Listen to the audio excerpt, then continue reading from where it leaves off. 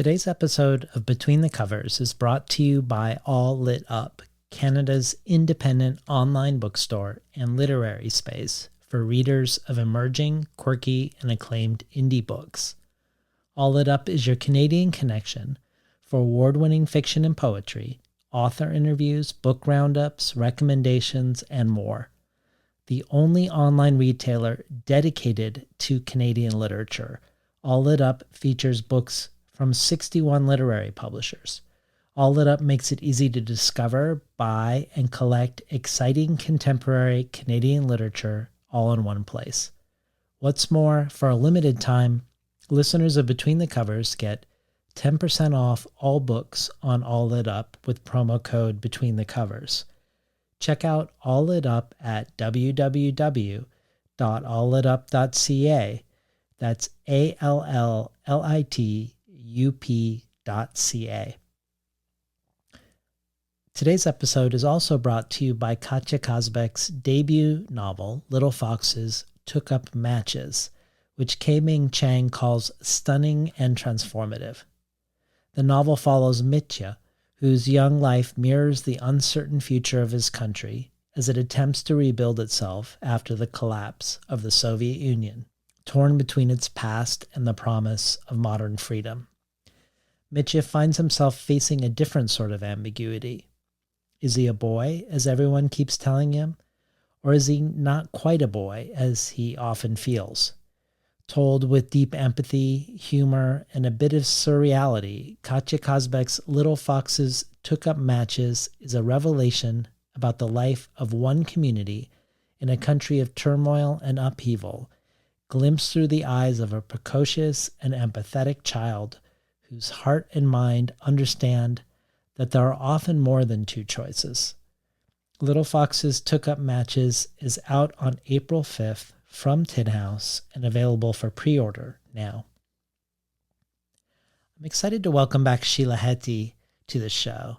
There's something unique about her return this time, which I'll refrain from telling you about here so that it can reveal itself naturally within the conversation you're about to hear.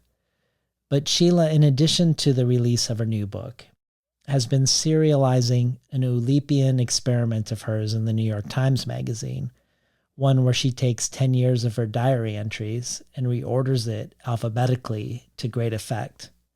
For the bonus audio, she discusses this project and reads for us the letters H and I, which joins the past contribution by Sheila of her reading of the fantastic essay, My Life is a Joke.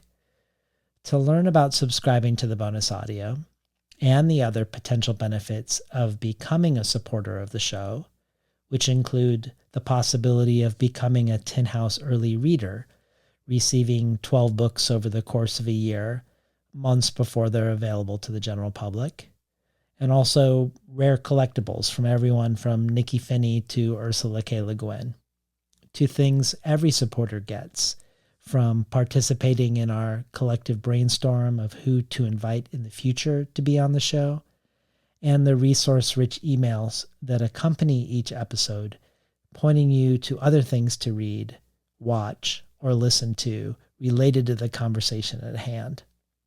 You can find out more about joining the Between the Covers community at patreon.com/betweenthecovers. And now for today's episode with Sheila Heti.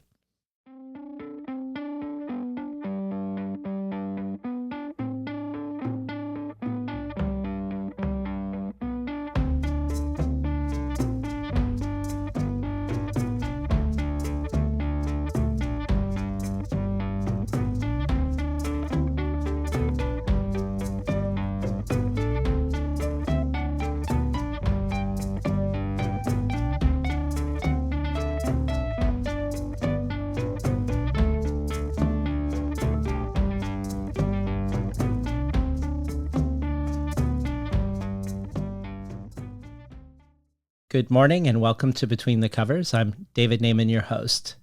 Today's guest, Sheila Heti, is a formally restless and eternally curious artist. She spent a year studying playwriting at the National Theatre School of Canada, studied art history and philosophy at the University of Toronto, She's a founder of the Trampoline Hall Lecture Series, appeared in Margot Williamson's film Teenager Hamlet, is a sporadic podcaster with her show Podcast with Raisins, plays the character Lenore Doolin within Leanne Shapton's book Important Artifacts and Personal Property from the collection of Lenore Doolin and Harold Morris, including books Street Fashion and Jewelry. She co-edited a book of image text with Shapton and Heidi Julavitz called Women in Clothes, which features the voices of 639 women from Miranda July and Roxane Gay to Kim Gordon and Renee Gladman to my wife Lucy. She co-wrote with Misha Gluberman the book of conversational philosophy, The Chairs Are Where the People Go. She was the long-standing interviews editor for The Believer magazine and has conducted incredible interviews with the likes of Sophie Calle, Joan Didion, Agnes Varda, and Elena Ferrante.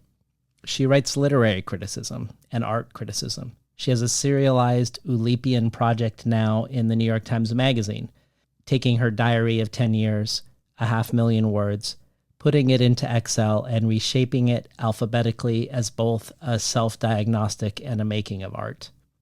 She's a children's book author of both We Need a Horse and the forthcoming A Garden of Creatures. And her play All Our Happy Days Are Stupid, with songs by Destroyer's Dan Bejar, was staged to sold-out runs in both Toronto and New York City. But Sheila Heti is best known for her novels, if we can call them that, particularly her last three. Her novel How Should a Person Be, for which she first appeared on the show, a novel influenced and shaped by everything from playwriting, performance art, and painting to self-help books and psychoanalysis, a novel that reimagines what a novel is and can be. And her next book, Motherhood, for which she returned to the show, was again a departure and a surprise, was again a way of reimagining the form, a book written by facing backwards to time, a book written in collaboration with chance, a book trying to begin to tell a new story from which other stories could be built. And our conversation about it is one of those rare ones where people mention listening to it many times. Rachel Cusk said of Motherhood, "This inquiry into the modern woman's moral, social, and psychological relationship to procreation is an illumination, a provocation, and a response, finally, to the new norms of femininity formulated from the deepest reaches of female intellectual authority. It is unlike anything else I've read. Sheila Heti has broken new ground, both in her maturity as an artist and in the possibilities of the female discourse itself." So it should probably come as no surprise, though it always does, that Heti's new book, another new way to look at a book, Pure Color, would set its own terms in such a way as to unmoor the critics, whose words themselves become abstract when normal attempts to classify a work of literature simply don't apply. Alexandra Kleeman, in her rave review for the New York Times, calls Pure Color part bonkers cosmology, part contemporary parable, a creation myth viewed through the keyhole-size aperture of a single life. Judith Shulevitz, in her rave review for The Atlantic, calls it a gloriously implausible book. Kirkus, in its starred review, calls it the rarest of novels, as alien as a moonrock, and every bit as wondrous. And finally, Michael Silverblatt declares, "This is a singular novel, a galaxy of a novel by a philosopher of modern experience. It offers a new beginning for the novel. This is the new beginning for the novel." Welcome back to Between the Covers, Sheila Heti. Thank you. So I know that originally this book was to be a book about art critics, that you had this sentence that goes back 15 years, God is 3 art critics in the sky, and that perhaps this was finally the time to figure out why this line had been lingering for you. But when your father died during the writing of the book became about many other things. But I'd like to first start with your initial impulse to write about art criticism before the grief of losing your father reshaped things. I'd love to know, beyond this lingering sentence, what emotions or questions or grievances motivated your desire to write about art critics.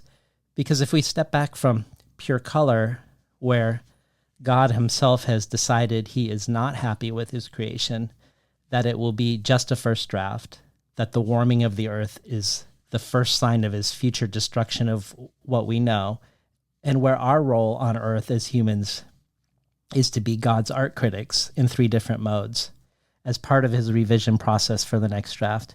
If we step back from this and think about criticism more generally, you've been an art and literary critic. You were married to a music critic. You interview art critics.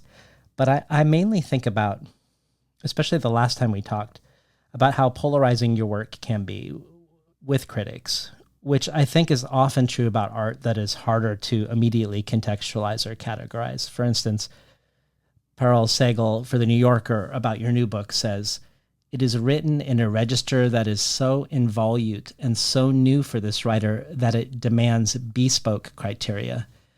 And while your books have received extreme praise, they also often simultaneously receive sometimes extremely negative responses. And you could say this about each of your last three books, but probably more so with Motherhood, which we talked about when you were here. We talked about the criticism about particularly some intellectual female critics who seemed super triggered by the project and in a way sort of revealed more about themselves than they did about you or the book in the way that they critiqued it. And I remember Lainey Zumas at the time, who called your book deeply thoughtful, ambivalent, and self-questioning, and a bracing antidote to the sexist sentimentalization of motherhood, noticed how these critics were sort of reinscribing this sexism, perpetuating the cliche that child-free people never grow up by saying that your narrator was throwing a tantrum or acting like a neglected baby. So I guess this is my long-winded preamble to ask you to unpack this for us. The original impulse, is it coming from this bipolar response from your work? Is it coming from a wound or an anger, or more of a curiosity or a simple love of art criticism, or to figure out whether art criticism is even necessary? Well, I think before the art criticism um, investigation, I guess, was this. I have a note, and the note said something like a book um, that about a book about which nobody could say what it's about. Like I had this desire after motherhood, yeah, to write a book that nobody could say there was no about the book, because I think I was starting this book right around the time that motherhood came into the world, and I was very frustrated that it seemed to be for so easily reduced into like a book about what a woman trying to decide whether, or specifically me trying to decide whether or not to have a kid. And I thought the book was about so much more than that. And I wanted this, whatever next book I wrote, to be something that could not be so easily, um, sort of reduced or explained. And so that was my starting point in some sense. And then I had an impulse to go back to this book that I love called Manet and His Critics. And it's a book that collects all the writing that was done about his paintings during the years that he exhibited in the Paris salons at the end of the 19th century. And I'm just so fascinated with that book and the way that the critics wrote about the paintings, because to anybody who's modern or contemporary with us, there's nothing shocking or strange or weird about them at all. But to the critics at the time, it almost seemed like they literally couldn't see them. There was something that was going on in the paintings that for them made them so angry and so contemptuous of Manet, and so just yeah, furious. And you can see that fury in the reviews. And I think that I've also experienced that kind of contempt and fury, and sort of it's just too hard to look at one's own critics and one's own work in relation to one's critics, because you as an artist never know, like, well, maybe they're right, maybe my work is bad, you just don't know. But I know that Manet is great, for me, he's my favorite painter. And so it was a way of looking at the kind of response that I've received, but not, but through the lens of a painter who I can say without any hesitation is great. You can't say that about yourself. And just to try to understand like why, not only why art can provoke such anger, but why in our daily lives we're constantly provoked to criticism. Why in our daily lives it's so hard to just sort of be happy to be alive and like grateful that we're here and to experience the beauty of the world, so criticism both of art but also criticism of life, our lives, all that stuff was in my mind when I started the book. Yeah. Well, at the time we last talked, I don't think I fully realized how much that criticism had affected you. And more recently, when I listened to your podcast, there was an episode, I think around the time we talked, where you sort of unpacked some of the criticism at the time. And we're talking about how a lot of it was really happening in the United States, this sort of contempt that in Canada and Europe, people were much more open to the philosophical questions in the book, for instance, about time and lineage and ancestry. And I was just curious, I guess, about, because you've thought a lot about criticism and you've written it, what are there specific things that make criticism work for you? Qualities about criticism that you seek when you're wanting to read about art or writing from another, or on the flip side, something that you particularly recoil from? Well, when I'm writing it, I always am trying to figure out a way to understand that book as being the best possible book. Like I want to show how the book is sort of deeply lovable. I kind of think that the person that can love any particular book is always the one that's right about it, because they are accessing whatever it was that inspired the writer to write it. So in terms of writing a book review, I'm trying to make the book better for the reader. Though those are not the reviews that I like reading. I think that for me, my version of People magazine or gossip blogs are really negative book reviews. Like there's this kind of delicious pleasure I get from reading an incredibly mean-spirited, unfair, or fair, but like very analytical, critical review. I love reading them. I don't think that I love reading them though for any dignified reason. Right. It's just it's just like indulging in gossip with a friend about a third friend, but I get like such a deep pleasure, probably partly the pleasure that they're not doing that about my book, but they're doing it about somebody else's book. I mean, I'm just I find it interesting, but it's not the kind of thing that I would ever in a million years write or want to write. Yeah. Well, in one of your podcast episodes, one of them is a moment where you can't sleep. You're up really late at night because you've just handed off your book to people you want feedback from, and you're whispering into the microphone. And I imagine you're in bed under the covers in the dark for some reason. You're both super excited and super anxious about these people you respect and love reading and assessing your book. And you talk about how it feels like this is a taste of the book, of how the book will be in the world, and that getting these responses takes you outside of yourself in a way that isn't pleasant. And you wonder at the time if you can publish your next book differently, but also can't imagine not being interested in what people say about your book. And you also say that it is alienating to spend years alone with something and then all of a sudden need to speak about a creation that is meant to speak for itself. And the talking about it can feel like a betrayal of the work. So on the one hand, I feel like there is grief and pain and maybe even a little resentment in it moving from a private thing to a public one. But on the other hand, there is this excitement about connection. And you, despite your hesitations, send your book to many, many people. I think you might have even said 40 people for this book for feedback. McKenna Goodman, who gave you its final title, Sarah Manguso, who called it one of the best books she'd ever read about grief, and the one book of yours that made her cry, Garth Greenwell, Patrick DeWitt, many, many others. And it feels like, in a sense, a community of writers is helping you find the book's final form. And I think one way to look at how should a person be is how to resolve this public-private split in a writer, which it feels like that's the questions that you were raising this sleepless night.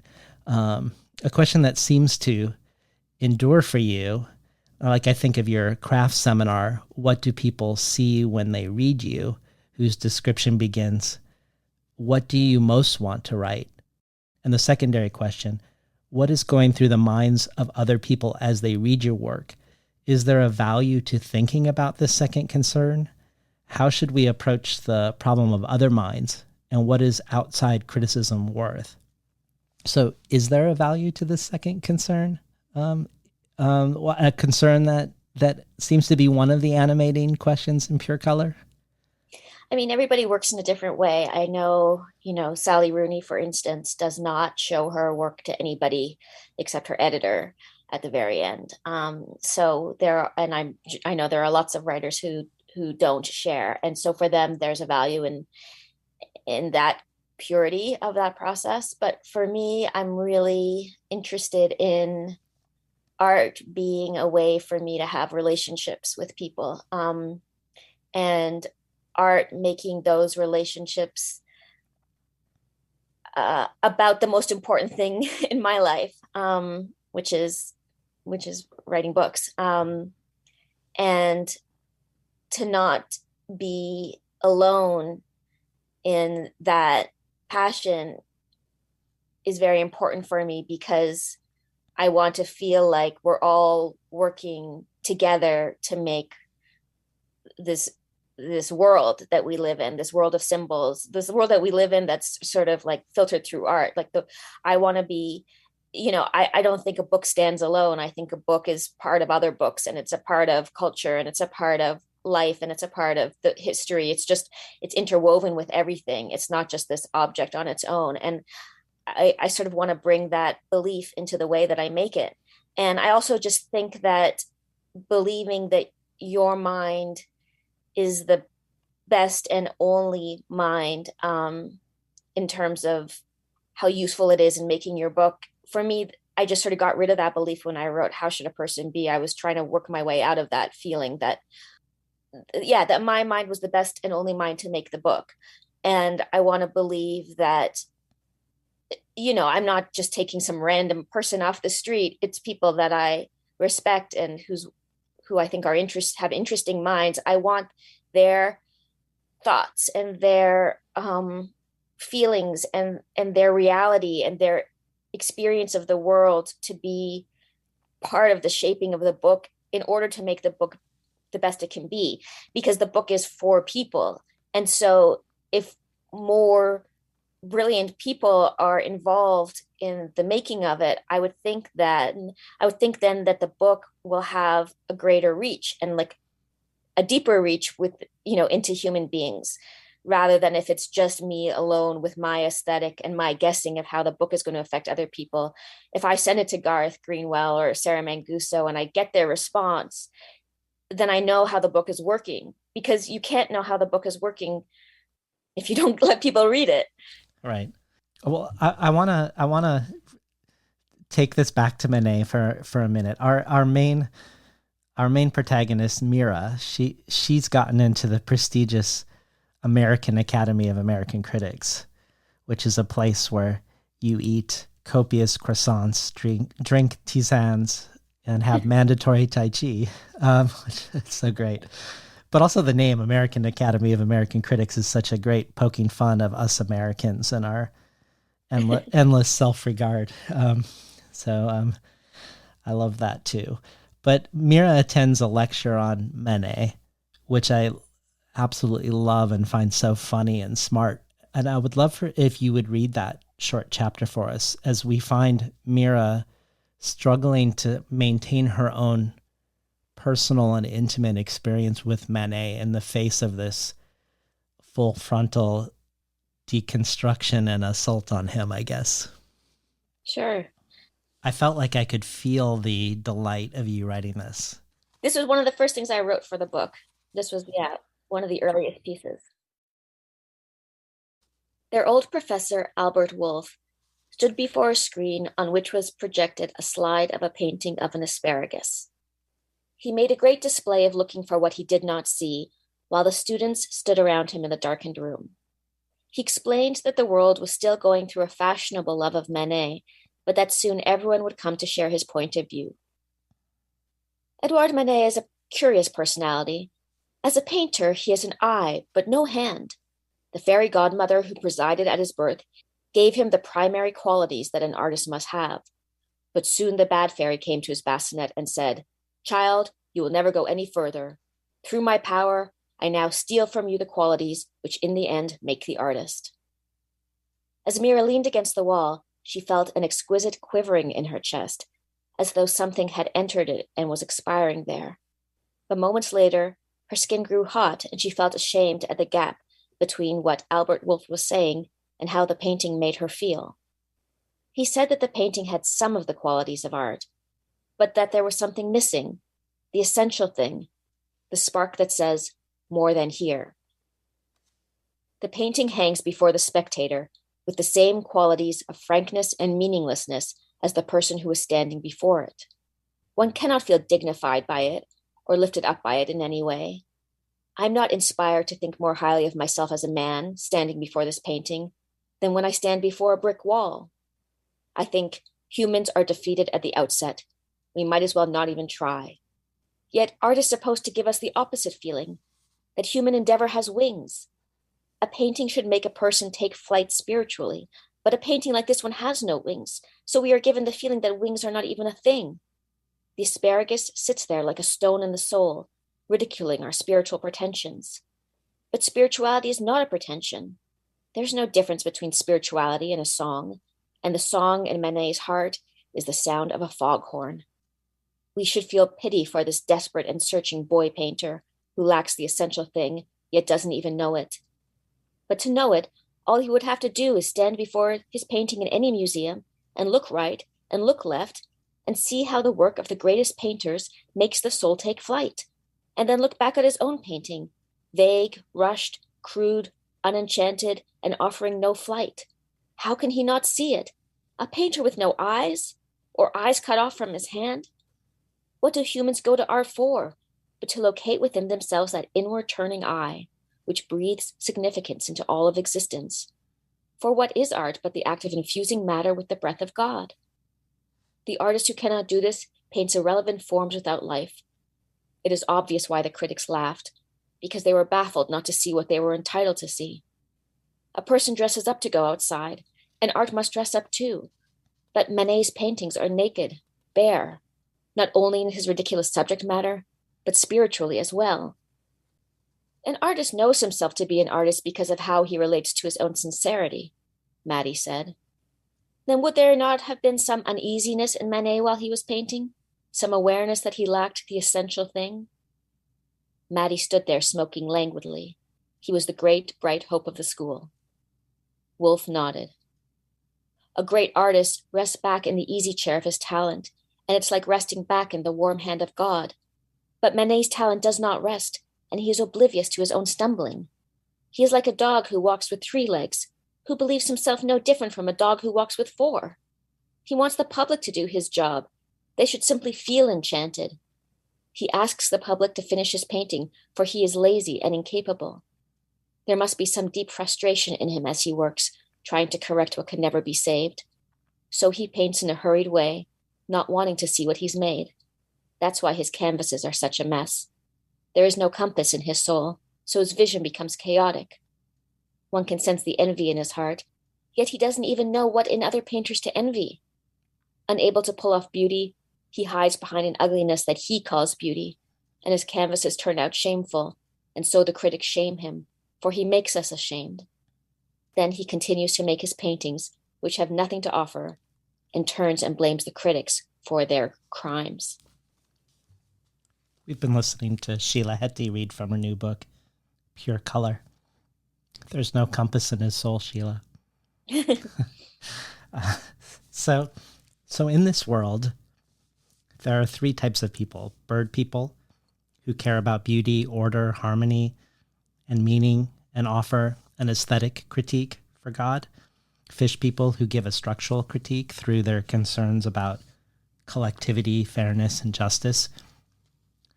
And then bear people, who are most concerned with intimacy, connected to things they can smell and touch.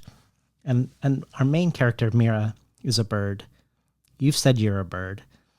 And we are all, regardless of our types, living in the moment of God standing back before he destroys the canvas.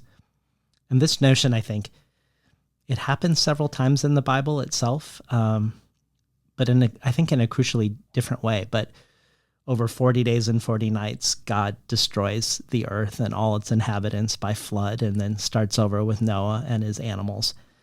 And then Moses spends 40 days and 40 nights on Mount Sinai, receives the covenant, but then upon seeing his people worshiping the golden calf, he smashes it and has to go back up again for another 40 days and 40 nights to receive a second different covenant.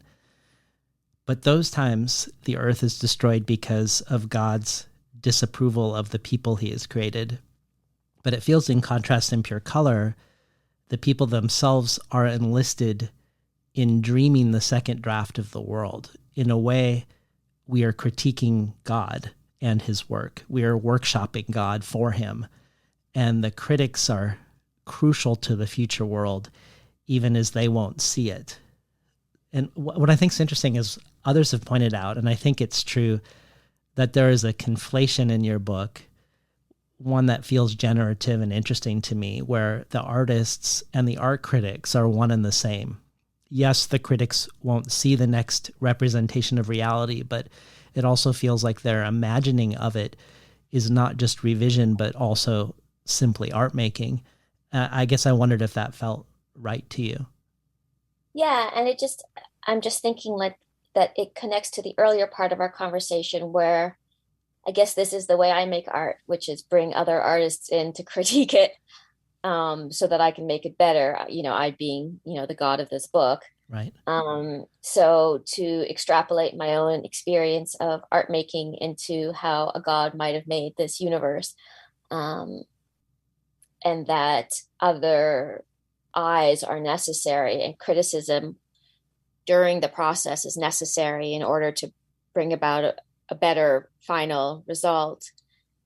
And I guess the people that I enlist as critics are themselves artists. So, and I think that for me, I've always believed that the only people you have to listen to really in terms of whether your book works or not are other artists. I mean, I think that other artists for me are the only critics that I really take completely seriously because, well, I think because they're open to anything as long as it works. Yeah. Well, one of the things that I most like about your work is how influenced it is by non-literary influences and the way you allow your prose to be influenced by these non-literary things. Feels like one way the novel gets redrafted when you write, that it, in a strange way, these non-literary influences again confuse art making and art remaking. I'm thinking of performance art and Otto Rank's psychoanalytic theories, the I Ching, but most notably visual art, which feels like a through line in the last three novels. But before we talk about painting, and by extension color, I wanted to spend a moment with voice, because you've assumed a voice like no other you've written from before. The voice is often declarative, and because the book relies so much on voice more than plot, we rely as readers not on what happens, but on these declarations as the main evidence of how the world works. And the voice sometimes reminds me, in some ways, of the way a god would speak, or of reading a religious text. And the voice is outside of what we often encounter, because as Segal says in her review, in pure color, Heti dispenses with fiction staples, including physical description, characterization, revealing dialogue, appreciable stakes, even basic sensory information. And I wondered if pure color had less obvious sources for it, or even less respectable sources in literary circles than religious texts, for instance. Because I think of how Should a Person Be, one of the influences was self-help books, for instance. And I think about fairy tales, for instance, with characters that are types, but also think of things like with the bearfish bird. I think of astrology. I think of tarot. Like, I'm wondering, are there other things that are, what are the things that you looked toward to make this voice? Well, I didn't really look towards anything, but tarot. Yeah, that's like my, psychic speak that way, like people that just, I mean, none of these were things that I was looking to directly, but those are all part of my life and the lives of my friends, that we'll all go talk to this one psychic, and they speak so declaratively, with such authority and in such puzzle-like ways. And it's not a matter of thinking that it's true, but are you going to play the game of believing that it's true in order to get something out of that belief, that temporary belief, that's like any suspension of disbelief. Like, okay, I'll go with it and see where that takes me. I think that's how all the people that I know who are interested in this other realm take that other realm, not as a proposition about reality. Well, as a proposition about reality, Right. No, that's how it felt as a reader. Like, you just need to accept the terms that are being declared to go along for the ride. Yeah. So I really wasn't looking to any books or forms and thinking, how am I going to write this book? But all of that stuff was just in my life. So I wouldn't be surprised. I'm not surprised to hear you say that that's the tone that you hear, Well, there were multiple ways I felt like the book had a paradoxical effect on me. One of them is with regard to the direct address. I wondered about audience, because sometimes I feel like the book is addressed to everyone collectively as a species. And other times it feels like it is addressed to no one, that I'm listening into something private or overhearing something, sometimes something that might be being spoken to oneself. And that made me wonder if your direct address had an imagined target in mind. No, I like what you said about everyone and no one. I think that's true of this book. I mean, with my other books, there were specific people that I was writing those book towards, audience generally, and specific people in my life. But with this book, there was no conception of audience in that sense. Yeah. Well, the second paradox has to do with your desired effect in the reader, I think. In the art review podcast, Subject, Object, Verb, you said that you want to leave space in your books for the reader to have their own thoughts on a subject, and that this is a function of what level of description you give. That by not heavily describing, it allows the reader to stay in their own body, in the place that they are as they read, having their own thoughts about what they are reading. In the same conversation, you say that there is so little contemporary fiction that lets the reader step out on their own unless they close the book, or where the writer steps out of the narrative with you, like when Jane Austen might suddenly critique her characters.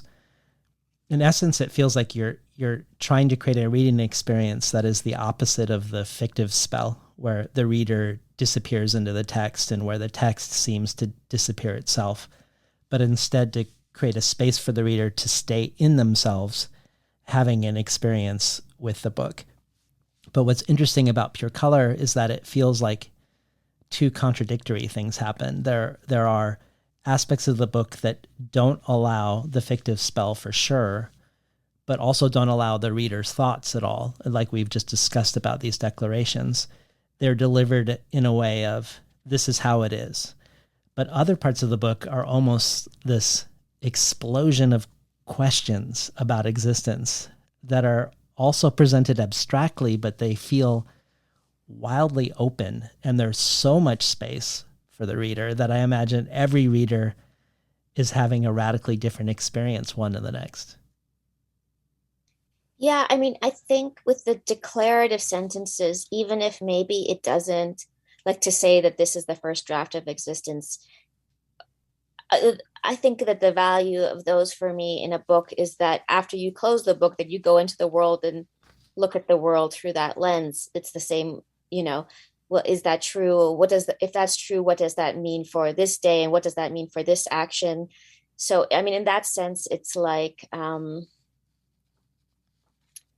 you know, getting the reader to do a kind of fictionalization of their life to sort of put this fictional lens over their life outside the book, which is really exciting to me. Yeah. As I told you by email, very few people have come on the show twice. Less than 20 episodes out of over 200 are people returning to the show. And only one person has been on 3 times, Ursula K. Le Guin. And for many years, I've had this superstition about ever having someone on 3 times. At the same time, I've known that eventually, with the passage of time, many more people would come on the show twice, and certainly people would begin coming on the show 3 times. And I always imagined it would either be you or Mary Ruffel who would be the first post-Le Guin person. But while I have trouble, I have trouble imagining Le Guin is a big figure in your writing or reading life for some reason. But I did think of her, particularly her essay, The Carrier Bag Theory of Fiction, which looks at inherited male forms of story and puts forth an alternative. I think of this essay when thinking of the ways you've removed recognizable story shape and structure from your work, or when Alexandra Kleeman described Pure Color's structure as like a fishing net, which to me feels like a kindred object to this carrier bag. And I also think of when you interviewed Rachel Cusk, and she said she doesn't believe in character or the ideal put forth that a character changes over the course of a novel. She instead believes in moments of truth, particularly moments of female truth, and of what she calls iconic utterances. I'd love to hear your thoughts on any of that, on this notion of a book built around iconic utterances, or sort of an evacuating a book of recognizable story shape. Yeah, I just got chills when you were saying what Rachel had said. I love how her mind works so much. Yeah, it's wonderful. It's interesting because she speaks so authoritatively, and yet I know that she feels like she has no authority. So it's interesting how everyone's kind of,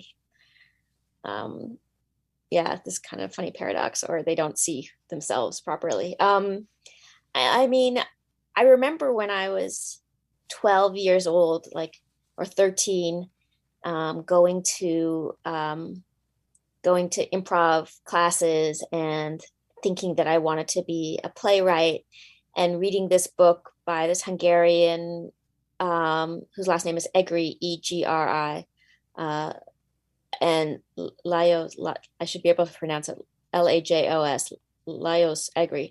And it was called The Art of Dramatic Writing. And I would read this book and try to teach myself what he said dramatic writing was, which is you have a conflict, and then it's resolved in some way, and one person wants one thing and another person wants another thing, and just sort of laying it all out and using Ibsen and various great works of playwriting as examples for how plays work. And I remember just feeling then so, trying to do the exercises where you write down a character and what they want, and then you write down another character and what they want, and you try to create this scenario. And it just always seemed like I would never be able to figure that out. And I would never, it just felt so alien to me, but also something that I really had to learn and figure out and understand in order to be a great playwright or a playwright at all.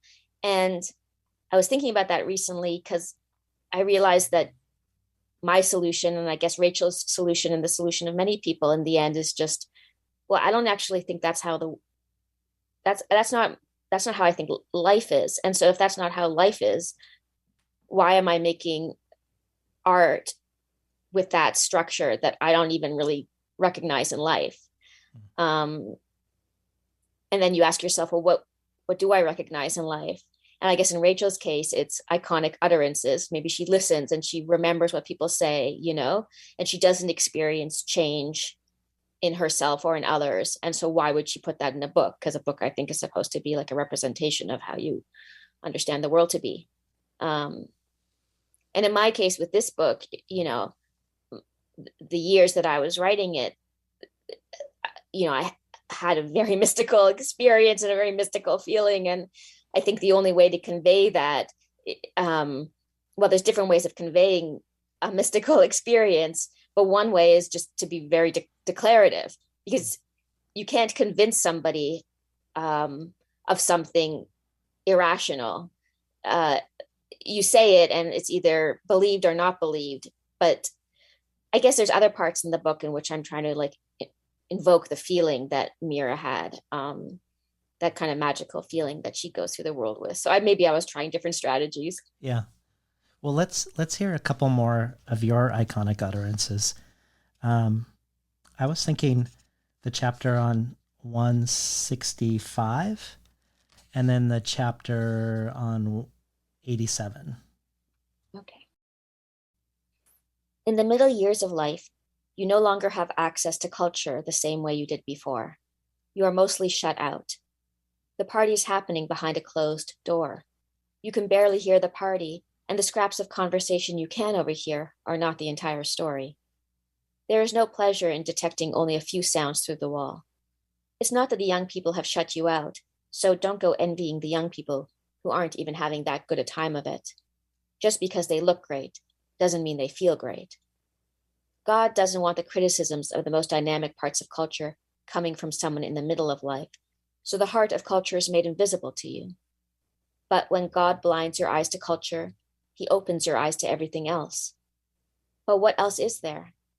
Seasons, birds, the wind in the trees. So don't go chasing your old forms of sight. Instead, learn to see newly. Right now, it may feel like a loss of sight, or like you don't understand the things you see, but there is still a lot to see here. God doesn't care what you think about a band.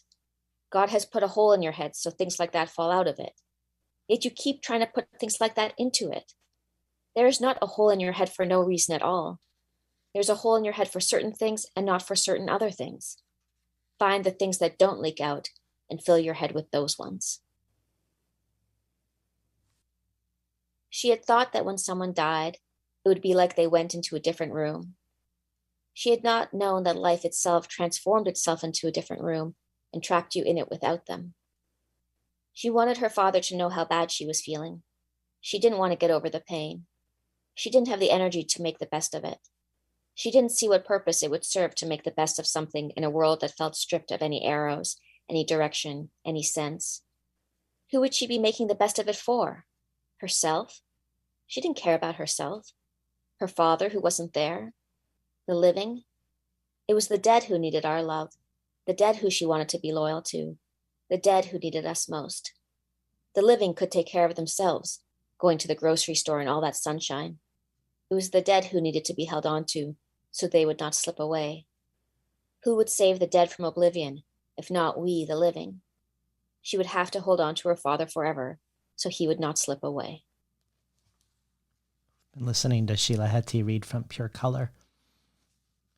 I want to spend much of the rest of the time we have together about the father in the book and how his death changes everything for Mira. as you've alluded to just before your readings. You said you recoiled when a friend suggested Pure Color could have been called Fatherhood. And I get why, because in almost every way, Pure Color and Motherhood are different books, formally and tonally, in almost every conceivable way. But there is a way I feel like they share a similar gesture. In Motherhood, you decide that what you want is not to create another life, but to turn toward your mother and her ancestors and almost mother in that direction towards your matrilineal line.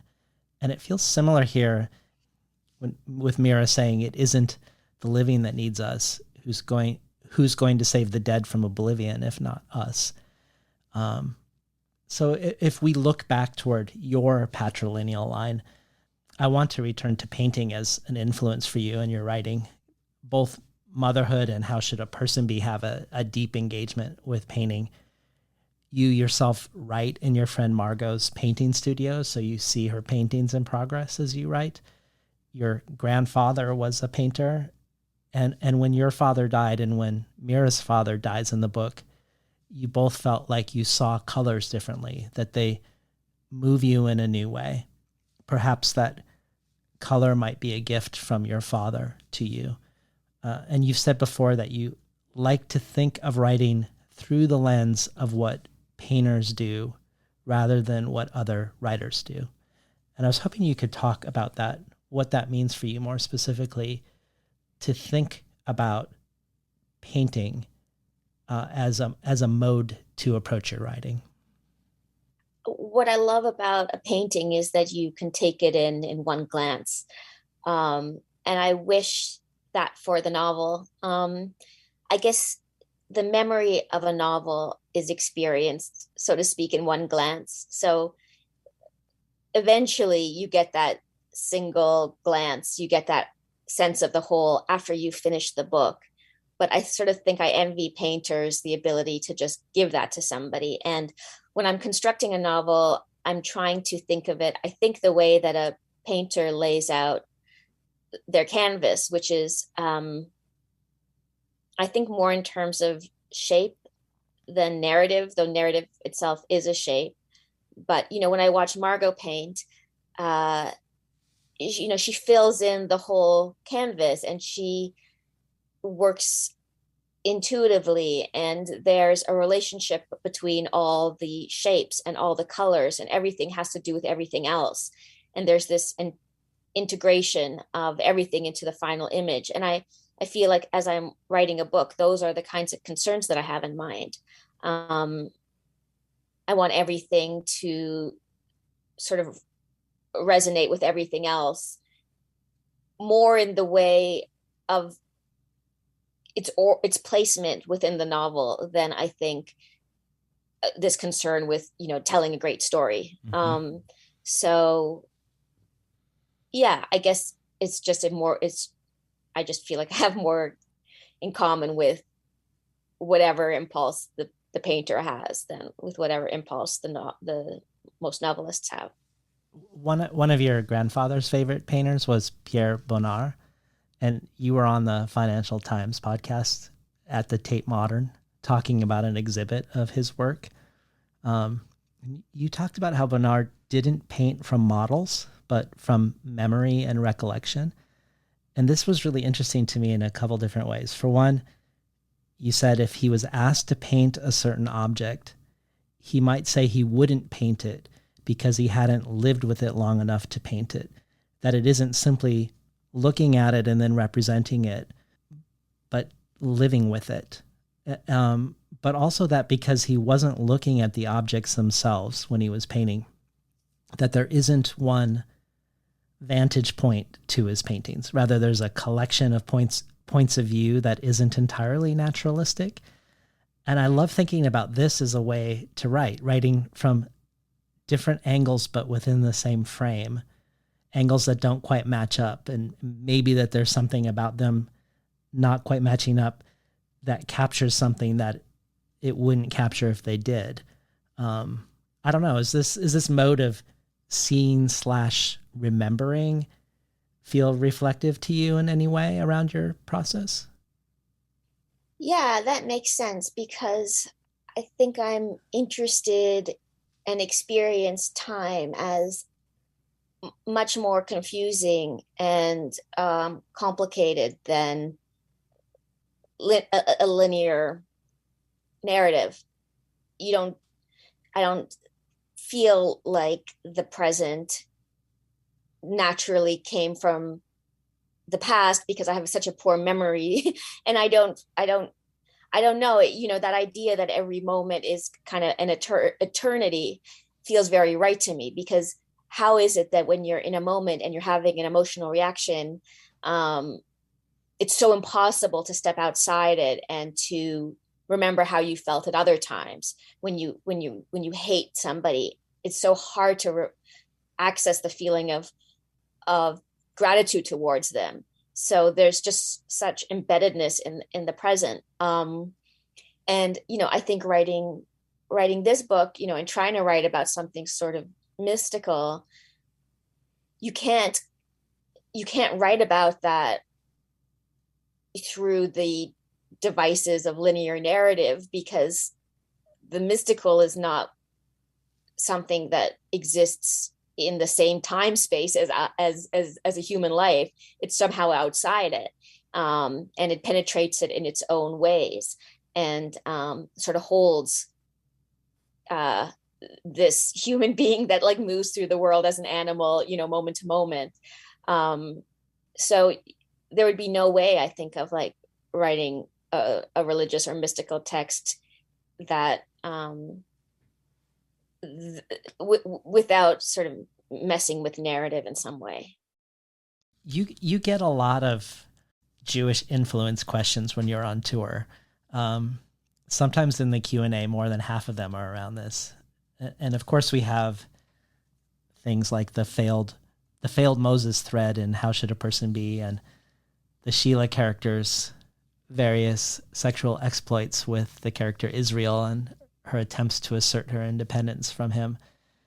And motherhood very explicitly engages with the genocide of 2 out of every 3 European Jews and the scattering of most of the rest. And there's been some really interesting literary criticism about you through a Jewish lens, most notably that of Nathan Goldman, but also Judith Shulevitz's recent piece, The Smutty Mystic, What Everyone Gets Wrong About Sheila Heti, where she claims you've always been a religious writer, but never seen that way, and that pure color is your coming out, where you flaunt your biblicality. I know you sidestep these takes, mainly because you grew up in a staunchly atheist, secular Jewish family, and that any of these influences come more through osmosis from whatever the culture imparted to you. You've even said that the question of God, while being something generative within your writing, is not at all something you think about or are compelled by as a question as a person moving in the world. But 2 things interested me in your own personal narrative. One, you said that when you were little, your parents both worked. And then when you were 5, your babysitter took you on a bus and there was a disturbing man on it. But your babysitter said, "Don't worry, I prayed for us before we left." And you were very intrigued by this and even envied it. But perhaps more to the point, you said that being at your father's deathbed, being with him as he died, was a mystical experience that has changed your life. In the book, Mira spends most of the time with her father inside a leaf on a tree, and she joins his spirit there for a while inside this leaf. And you've said that this didn't feel like a surreal or fantastical move on your part, despite it being read that way, but this is how it really felt. So talk to us about the mystifying in relation to, you've talked about it a little bit. Talk to us more about the mystifying, this shift for you in your life that's now being reflected in your art. Well, just to go back a second, to the religious stuff. Um, I my parents for some reason sent me to an Anglican school from grade 4 to the end of grade 9, at which point I wanted to leave. And we had to sing hymns every morning and say the Lord's Prayer. And we had a class called Religious Knowledge. And so I had a lot of religious education that was Anglican. I was the only Jew in the school, except for one other girl with whom I'm still friends.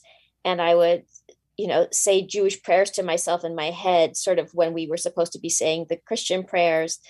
I didn't even know why. I was just trying to sort of retain I don't know why. It was like you talk about being superstitious about somebody being on 3 times. There was some kind of superstition involved in doing that. And so I think, religion for me is a very muddled thing. And I think part of the frustration with having to talk about the books as being Jewish, which I think they are, but the frustration that I have in talking about them is because I really received a lot of mixed signals about religion growing up. Mm-hmm. And I think the books are some way of untangling it and making it personal and meaningful to me. And then in terms of mysticism, I mean, that's just something that's even more alien to me because I never really understood that people who spoke about things in that realm as being anything other than flaky. I just would not have, there's this feeling that like, well, if that's true, then anything can be true. And then we can't know anything. And so why talk, but then myself having had a very strange experience of my father dying and feeling like that death is not quite as final as I had thought, or as sad even, that there was joy in it too, and beauty, and this kind of kaleidoscope. There could be this kind of kaleidoscopic beauty in what seems like the most dreadful thing you can imagine. I mean, I guess a mystical experience just turns everything upside down, all your previously held beliefs. And so if you grow up in a culture in which death is to be feared and not talked about, and it's only bad, it's on the bad side of the scale, and then your experience of it is actually something that opens up this whole other aspect of the world to you and gives you color and puts you in some different sphere from the sphere you'd been going about your life in. I mean, I just find, that's just so interesting. And I felt like I'd been misled, the same way that I felt like I'd been misled about so many other things that I end up writing about. I mean, what I want to write about are the things that I feel like I was misled about because other people are being misled. And maybe there's a way of saying, well, no, you don't have to be completely afraid of death or somebody else or the death of somebody you love. Again, this was just one experience I had of death in my life. If somebody else I love dies, I might have a completely different experience and may want to write about that. But this was the one that I had, Yeah. So for me, this book is not surreal. Yeah, it's like I tried to get as close to reality as I did in the last 2 books. Yeah. Well, I want to come back to this question of mysticism in relation to secularism and also this not talking about in fear of death, but I'm going to take what will seem like a detour first. Karen Balin, who you just interviewed for the Paris Review, has a question for you about Mira's love interest in the character Annie, who we haven't discussed yet, who's the other major character beyond her father. So I'm going to let Karen ask this question. Hi, Sheila. This is Karen, and I have a question for you about Pure Color. After reading Pure Color, the thing that's really circles around for me is this relationship between Mira and Annie, because there is more than one set of grief in Pure Color. There's this grief for Mira's father who passes away, and then there's Annie, who's this woman Mira knows who's totally alive and who is simply not inclined to return Mira's love. So there's this grief too, or it's like almost more like the quality is of anguish to not get to love someone and to really spend time with somebody, even though they're totally alive and living out their life on this earth. So I'm thinking of this unrequited love unreturned, a missed connection, which happens in Pure Color. and also throughout your work. So I guess my my perfectly psychoanalytic question for you is rejection a form of jouissance in your work? I'm wondering what theories you have about the return of this figure of unrequited love, of rejection, because I find that so often there's so much around that figure that's like this propulsive energy and insight. And I would also say this kind of like tinged clarity forms around this. So I wonder about what theories you have for the return of this figure. I'm glad for that question, because that's not something that I've been asked about very much. Yeah, like everybody, I've had experiences of unrequited love or a distant crush, a crush on somebody you don't quite know, that you kind of idolize, or you want somebody that you can't have. And I think there is a lot of life in that. I mean, there's a lot of energy in that. There's a lot of imagination that goes into that stunted relationship, or that relationship that cannot be. There's this great thing that Adam Phillips, the British psychoanalyst, writes about, where he talks about this idea of the unlived life, and that we feel like almost that we know more about the unlived life than we know about the life that we're living. And I've had that experience of, you fall in love with somebody, or you feel like you have a real crush on somebody, and yet you can't be with them, and you feel so clearly what life would be like with them. It's almost as though you've already lived it. And you can't convince yourself that it wouldn't be anything like what you imagine. Yeah, I think there's a lot there.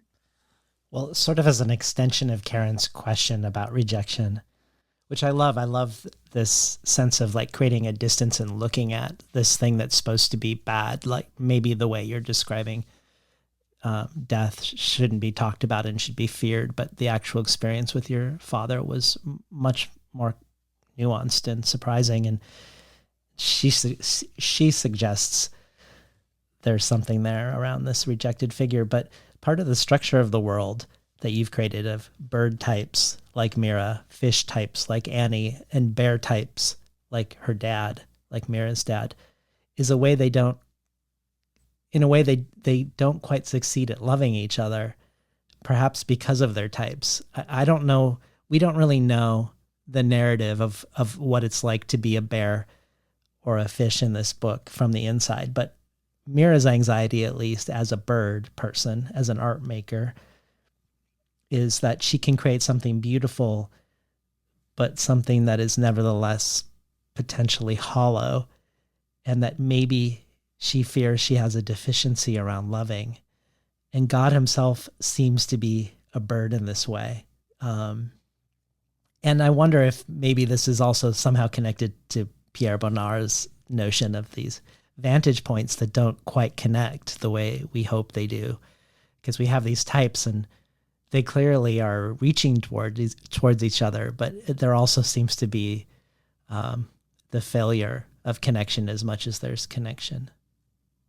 Yeah, and all these types are unsuited to human connection, actually, if I think about it, because the bird is not really concerned with other people, as much as her own aesthetic experience of the world. And the fish is interested in people collectively, not any individual person. And the bear gets too close to people for them, their love is kind of suffocating. So none of them have been made to love well. To take this back to this question of mysticism, and also just to take this back to this notion of you sort of inviting the world of people who you love and respect into the making of your book. One thing that's interesting about Annie is she's an orphan, and everyone is super captivated and admiring of her because she created herself from nothing. She's quote unquote self-made, and she has a mystique because of this. But thinking back to the part you read about middle age and how the place in our brains that used to keep up with the latest pop cultural thing is now empty and ready to be filled with something else. I also think about how, particularly when we're young, this existentialist notion, we are born alone and we die alone, is so captivating.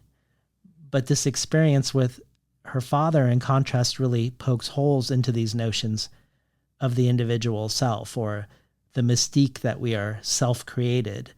And the hole God puts in the middle-aged brains, according to Mira, is to be filled with things that aren't us: seasons, birds, trees, wind. And this made me think of something the playwright and novelist and now head of PEN America, Ayad Akhtar, talked about when he was on the show. I'm not quoting him. This is from memory, so we should consider them my words, having truly or falsely metabolized what I remember. But like you, I grew up in a secular Jewish home, and I remember Akhtar talking about the range of experience that modern secular life cultivates being one that's quite narrow, that the experience of things that might trouble our sense of self, the ecstatic, for instance, are not readily things we encounter partially by design. And I think myself about how the secular, liberal, humanist world is scaled to the human and to what we know to be true, not the unknown or the unknowable, that even within the human world, how many of us and how often do we attend a birth, or to sit next to someone when they die, or to wash their bodies afterwards.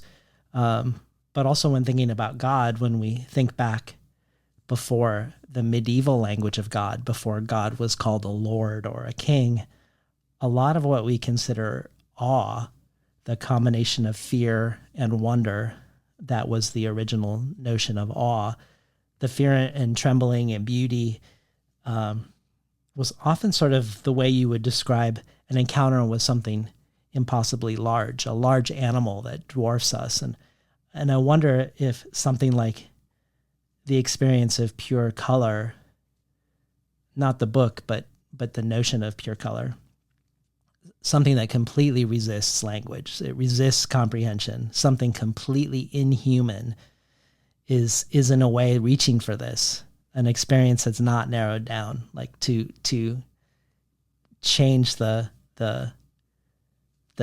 depths and heights of what one could have in a day. Because it feels like there's an eco-poetics in this to me, for lack of a better word. Yeah, I think I hope so.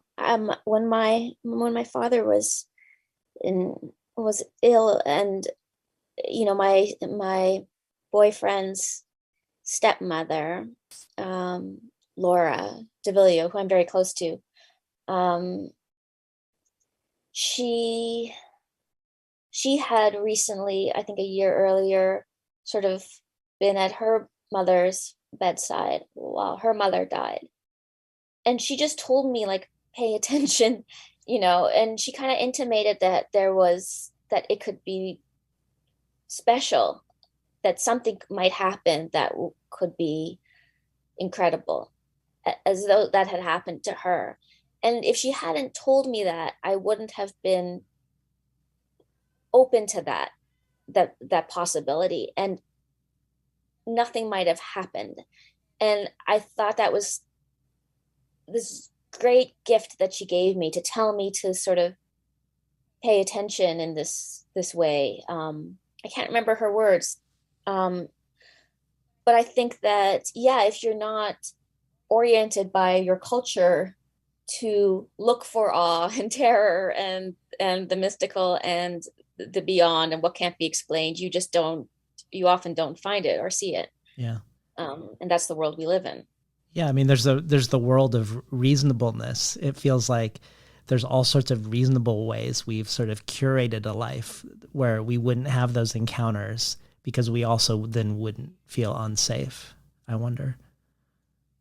Yeah, and maybe we feel too safe, and then Yeah. that's why so many people feel bored. Yeah. Well, to bring this back to our discussion of criticism at the beginning, you've said, quote, "If my book is art, a work of art is not the artist talking to you. It is a separate form. It is its own self, an object that has to be separated from the ways we communicate outside of art. All communication apart from art is a person speaking to another person. In America right now, the art object can't be seen. All that can be seen is the artist. What does art have to say? Nothing. It is the presentation of its own form. If it can be done without losing anything important, it is not art. The art object is an object of mystery ultimately, and the bad art critic is one with the absence of reverence." Or from your New York Times alphabetized diary, "Art is man's nature. Art is not essential, but love is essential. And that's why people make art, to express their love of something, that tree, humans, the world, language, intensity of thought. And the person who doesn't respond to a work of art is perhaps missing the love of the thing which the artist is pointing to lovingly." I know in your Yaddo podcast with Lauren Groff, she said that books were physical and that writing was the closest thing one could be to an animal, to a squirrel, for instance. And you responded that it's like a squirrel and like God at the same time. And then you said you craved to write something that wasn't another thing somehow about God. Uh, can you point us now lovingly to what desire or animating question or formal curiosity you now find yourself with, having written Pure Color? What elements are pulling on you for your imagined next project? I mean, there are. It's I feel not wanting, like, I don't want to talk about it because Okay. it'll make it disappear. But I do feel like it's funny because you work, and once the book is done, in my case, there was like 6 months between when the book was done on my end in terms of the final edits and the cover and it appearing in the world. And those last 6 months were so filled with anticipation and dread and the sense of being on hold, as much as I tried to resist it and say, well, no, I'm not in relation to the book coming out. I'm in relation to this moment. It was impossible, really. And then, 2 weeks happen in which all the reviews come out and most of the interviews happen. And then it's done, or it feels done. And now I can think about what I might want to do next. But for the last 6 months, it's weird. You're just like on hold as much as you don't want to be. Like, you're still psychically tied to the book until that week or 2 weeks of its entry. I guess it's just, yeah, how it is. I would think it would be particularly so after the way motherhood came into the world. But I wonder, like, I'm curious about your impressions, and your anticipation and dread about how Pure Color would be received, because of course, Pure Color has received both positive and negative reviews, but it feels to me like it's received a preponderance of thoughtful investigations on its own terms. And I wondered if that's how it felt to you, that maybe something has shifted with this book. Yeah, I think so. In relationship to the critical world. I think so. And I don't know, maybe you know why, but I don't really know why. But yeah, the reviews that have come out have made me even more clearly feel like how negative and how painful the last 2 rounds of this were for me. Yeah. By contrast, it's like, oh, it can be different from that, and it can be like this, where that's not what I was anticipating. Yeah. And I don't know why it's changed. I don't think it's because of the book. Well, I don't know either, because on the surface of it, I could see the things that you've done be opening you up to ridicule. Yeah. More than motherhood, honestly. But it feels like it's being received with less, with more respect. Yeah. And you don't know why? Because I can't figure it. It feels You're like so smart. it feels like a mystery to me too. But yeah, no, I mean, I feel like you keep putting, and I say this with admiration, I think you keep putting the critics back on their heels. So maybe that they're learning their lessons, not to judge you too quickly. Right. Well, let's go out with a reading of 2 more short excerpts from Pure Color. Sure. I was thinking 86 and then 72. Okay. She doesn't know why she spent so much of her life thinking about such trivial things or looking at websites, when just outside her window there was a sky that was not trivial. Had it been wrong of her not to understand that the sky was more valuable than a website? People once valued the sky, but only because they had nothing better, because they didn't have websites. It was hard to tell which was right. Either the sky was more valuable than a website, or a website was more valuable than the sky. If she gathered together the amount of time she spent looking at websites and the amount of time she spent looking at the sky, then her life was clearly answering which was the more valuable for her. She and her father will never sit and look at a movie screen together, and the thought of never going to a movie with him again makes her miss him so unbearably, as though that was all they did, as though that was their favorite thing they did together. Was it? Maybe it was. She didn't realize it at the time, but now it's clear. It was their favorite thing. Why didn't they do it more often? Probably there wasn't always a good movie playing. Probably she was busy.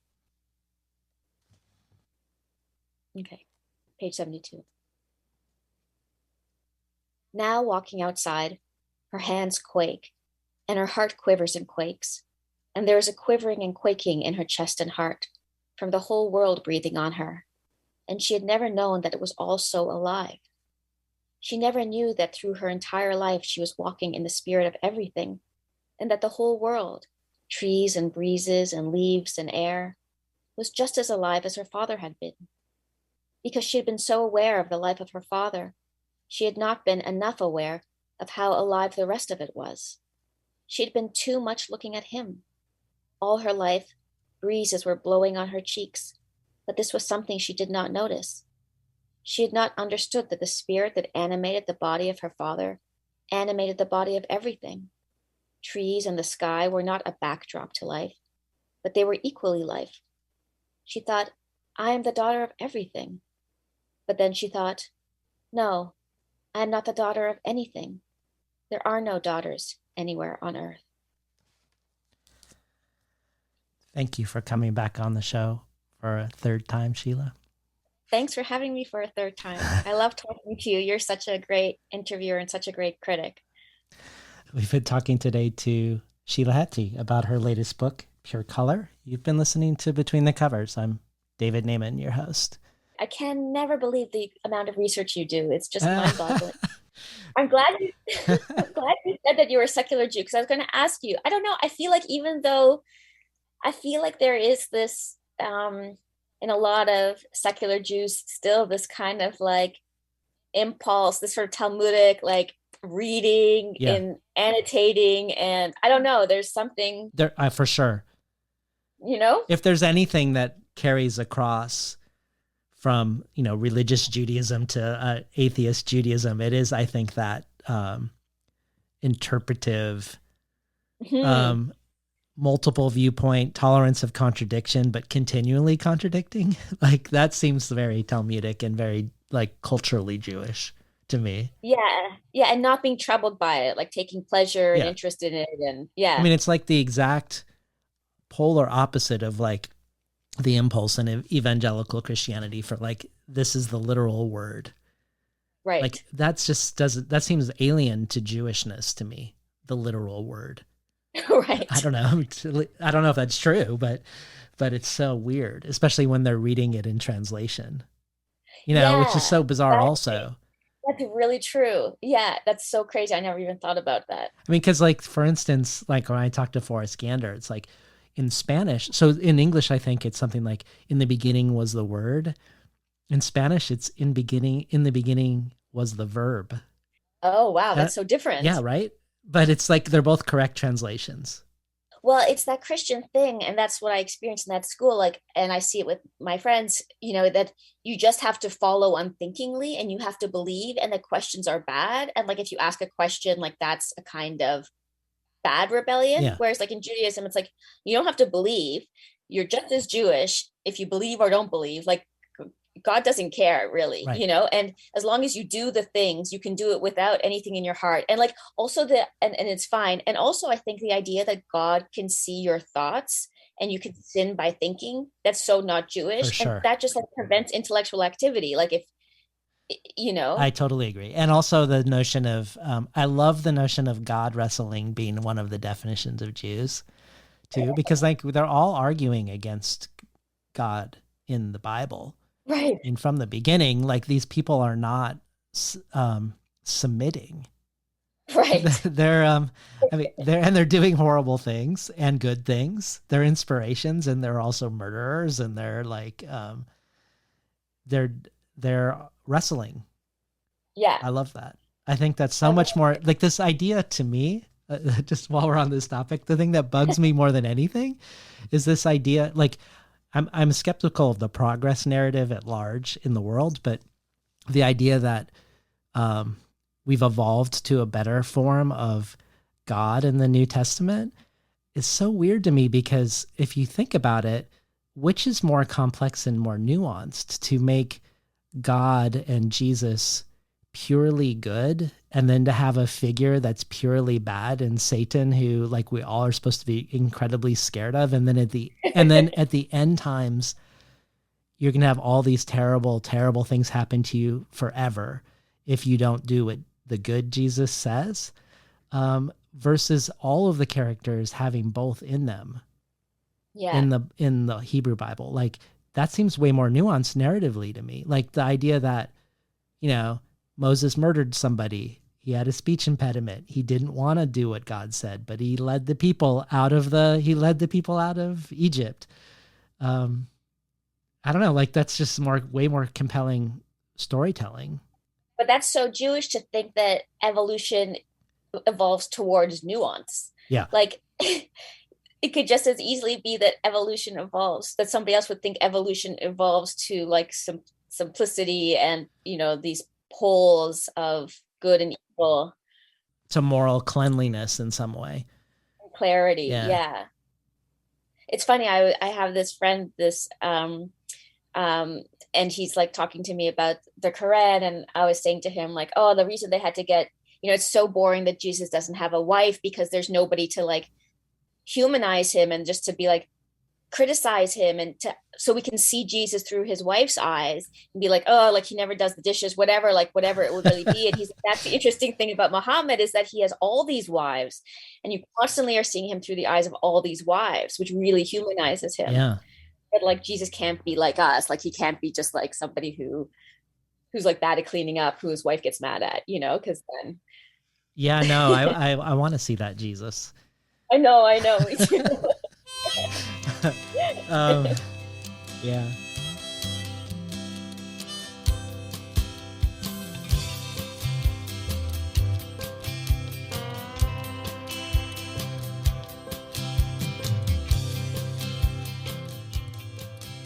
Today's program was recorded at the volunteer-powered, non-commercial, listener-sponsored, full-strength, makeshift home office of me, David Naiman. More of Sheila Heti's work, her essays, her criticism, her interviews, and other projects can be found at sheilaheti.com. For the bonus audio, Sheila reads from her alphabetized diary project. This joins her past reading of her essay, My Life as a Joke, as well as bonus audio from everyone from Garth Greenwell to Miriam Taves to Darren Negrifa. You can find out more about subscribing to the bonus audio, and the other potential benefits of becoming a listener supporter at patreon.com/betweenthecovers. Or if you prefer a one-time donation, you can do so by PayPal at tinhouse.com/support. I'd like to thank the Tin House team, Elizabeth DeMeo and Elisa Ogie in the book division, Jacob Valla in the art department, Becky Kramer in publicity, and Lance Cleland, the director of the Summer and Winter Tin House Writers Workshops. And finally, I'd like to thank Imre Lodbrog and Barbara Browning for creating the outro. Their album, Imre Lodbrog A Sapatita Me, can be found on iTunes, and Barbara Browning's trove of ukulele covers can be found at soundcloud.com/Barbara Browning.